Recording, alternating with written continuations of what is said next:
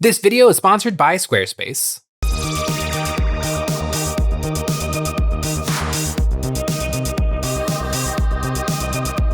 Hey guys, Jay here, welcome to Miles Memories Weekly, episode 226. Miles Memories is a show about nothing and is filmed in front of a live studio audience. This is a show where we're talking about painting, modeling, and working experiences from the week. Now you might be thinking to yourself, Jay, you put out 3 videos a week. Ow! Could I possibly have more to say? Well, I do, and here goes.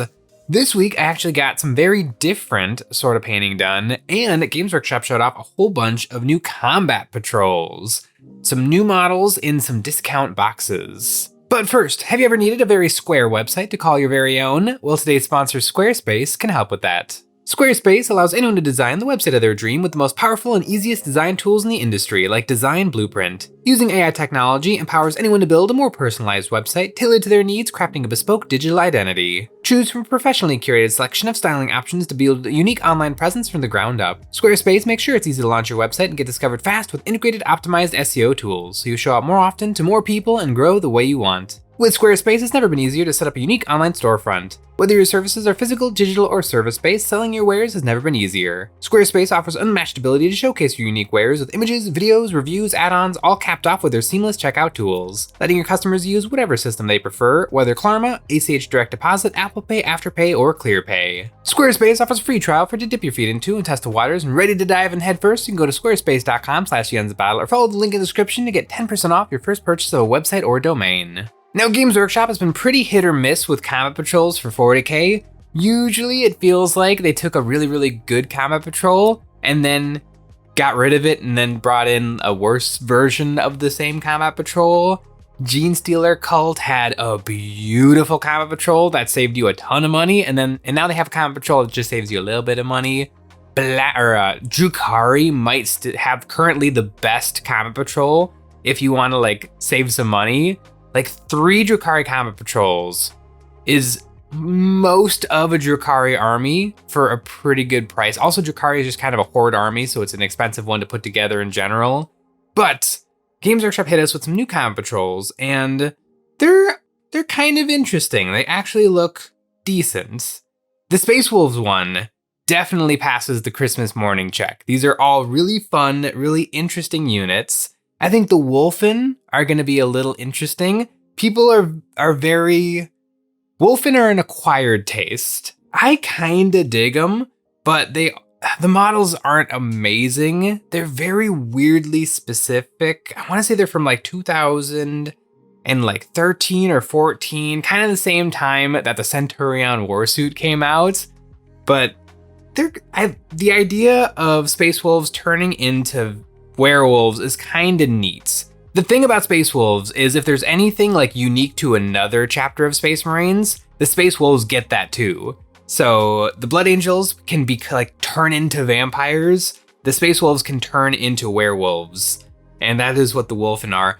In game, they're kind of weird. They have really nice anti-Space Marine punching, and they have movement 9, which is not quite enough. They don't get advance and charge like their regular infantry. They're fine. For 85 points, I feel like they're not bad. If I had like a Black Templar unit like that for 85 points, it would be kind of tempting.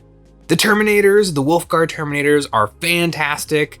And what are they called? The Gray Hunters, the Space Pups, the regular battle line infantry. So Black Templar's thing is we get to have big 20 bricks of Space Marines. We get to unleash hordes of chainswords. Space Wolves get to do it too, and Space Wolves do it better. They don't get quite as many attacks. It's 4 attacks per guy instead of 5 attacks like Black Templar, but you don't have to have 50% Space Marine, 50% Scout. You can have all Space Marine, and it's way cheaper. Like, I think 10 Crusaders is 150 points for the Black Templar, but 10 Grey Hunters is only 135. So, and they get advance and charge baked in for free, which is incredible. So if you want to run Space Marine Horde, you probably want to be doing Space Wolves. And then the big hero is Guy with Sword. I forget, he just came out. I forget what he's called. I think he was really good when the Codex just launched. And then I think a bunch of nerfs just came out for Space Wolves. But this Combat Patrol does look really good. I think it passes the Christmas morning check. Everything would be exciting and fun to put together and to build. Maybe the Wolfen are gonna get sidelined, but other than that, I really, really like this box. But speaking of boxes I really like, the Black Templar Combat Patrol is incredible. It's so good. You get an impulsor. The only thing that's like not amazing in the box is you get 5 regular intercessors with bolt guns, but that's not even that bad because a Space Marine army should have just regular intercessors. They have their use. They can double shoot. They're really good at holding down the home field objective. I think they have sticky baked into their profile. Like they're not bad at all. And then also in the box, you get a Black Templar, at least one Black Templar transfer sheet, and you get the Black Templar, the bit sprue, which is usually like $35 somehow from Games Workshop. But you essentially get it for free if you get the Combat Patrol. It's a 10 out of 10 Combat Patrol. The Impulsor's a good get. Like, it's really, really, really good. So I don't know if this new Black Templar Combat Patrol is as good, but I do think it is a good box. It'll depend on if this box also comes with that upgrade frame. I would bet it doesn't. I mean, looking around at this picture, there are no bits on these models that come from that sprue, which makes me think it's not going to be in the box, which is sad because you want that sprue. It gives you the multi-melta that you need to glue onto all of your vehicles. I think I have 5. I love that frame, but it might not come in this set. This set is 5 Sword Brethren, 10 Crusaders, 3 Blade Guard Veteran, and the Emperor's Champion. I'm kind of surprised that none of the new characters that are coming out for Black Templar are in this box. That kind of would have been nice, but I'm not going to say no to an Emperor's Champion because Emperor's Champion is phenomenal. He's just really, really good. If you don't want to run him solo, you can't attach him to Blade Guard Veteran, but just a good include for him is probably just like a 5-man squad of regular assault intercessors. I think that's 70 points plus 75 points, so you can keep it really, really cheap, and it's really, really good. I think also the Assault Marines give him reroll 1s to hit or reroll 1s to wound, which is really good with his abilities, because then he's hitting on 2s and then rerolling 1s or rerolling the wound roll. It's pretty good for Emperor's Champion. The Crusader Squad and the Sword Bros are fantastic. The Blade Guard Veterans are an interesting inclusion. I kind of like Blade Guard Veteran. They're a little bit superfluous for the Black Templar because we have the Sword Brethren, and it's kind of just, it's 2 sides of the same coin. It's 3 guys with the better save versus 5 guys with the worse save, but they all have swords and do some interesting stuff. I feel like, is there any point to the Blade Guard Veteran? I mean, there is. They have a better save, and they can fit better in more transports. I don't know, Blood Angels, I've gone up against some Blood Angels armies that have made really, really good use of the sword, or of the Blade Guard Veteran. Sword Brethren are a little tricky to play with because they kind of are just regular Space Marines. They have 3 wounds apiece, but for the most part, they are kind of regular Space Marines. So they die. They die pretty easily.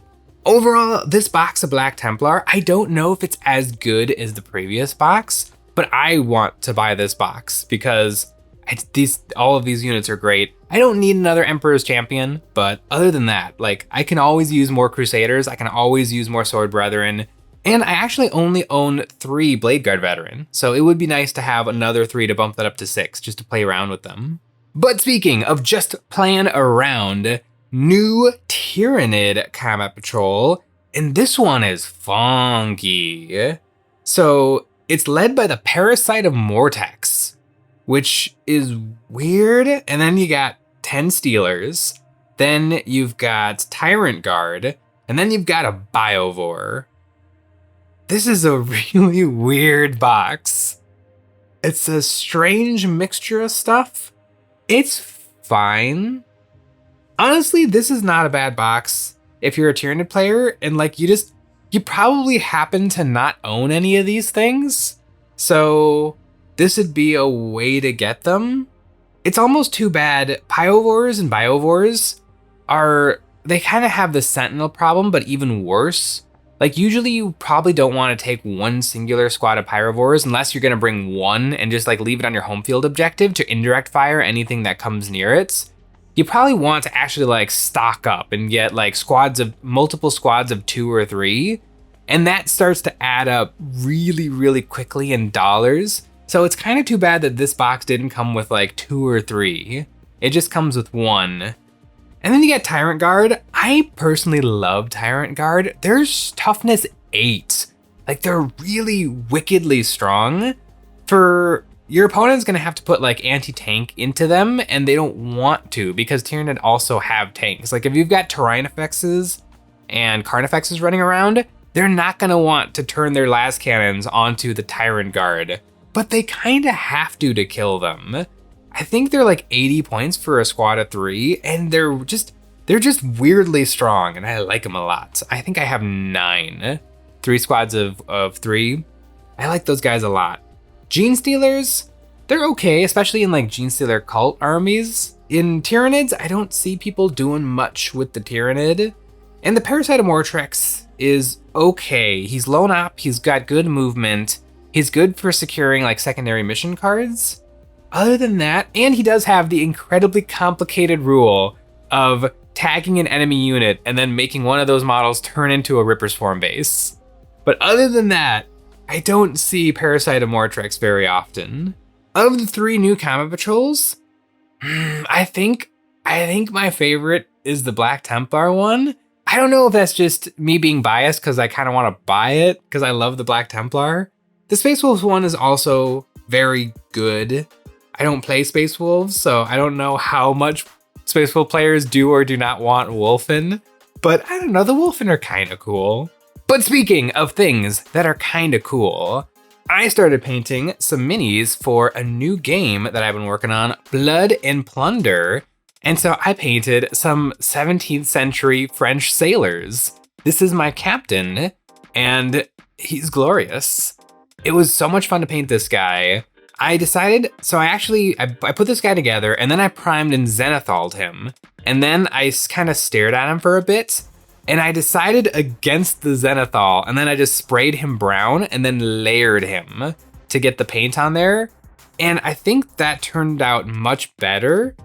I think for some Blood and Plunder models, now that I'm like getting a little bit more experience under my belt, I might go back to like the zenithal and like the speed paints or slap chopping.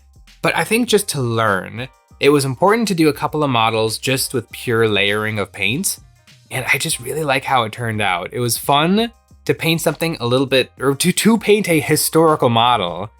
And after I was done painting this guy, I kind of looked at him, and he's definitely a historic miniature. I made sure that my colors were a little bit desaturated and that everything was period accurate, but he is painted in very high contrast fantasy style.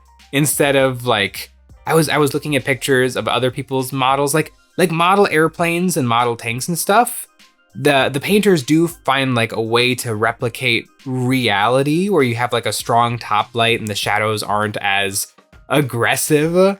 But I don't know, I kind of like aggressive shadows and the slightly sillier stylings. But I really like how this guy turned out. And I have painted one more, just sailor.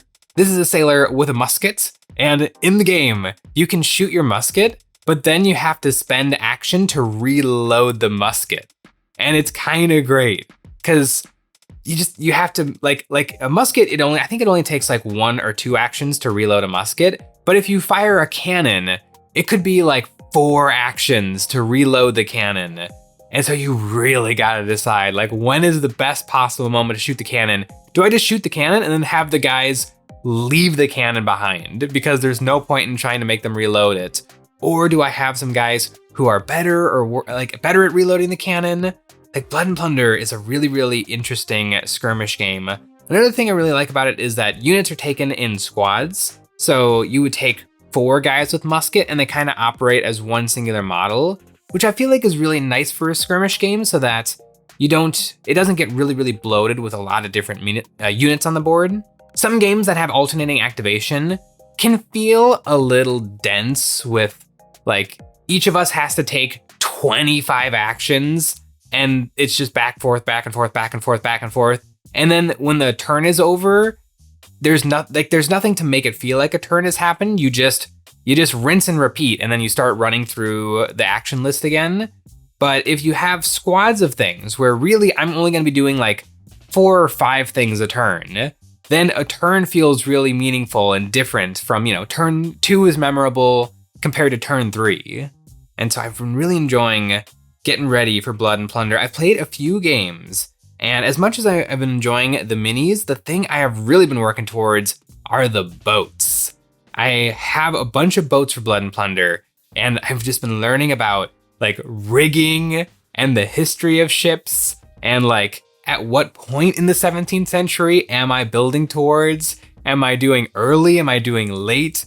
The way you put together ships would be different between the two. Like what do I use for the sails? What do I use for the rigging?